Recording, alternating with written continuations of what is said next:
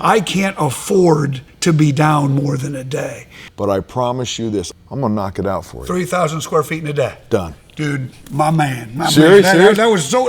Serious? I'm a little nervous. I'm a little nervous that we can't do it, but I'm gonna pull it off.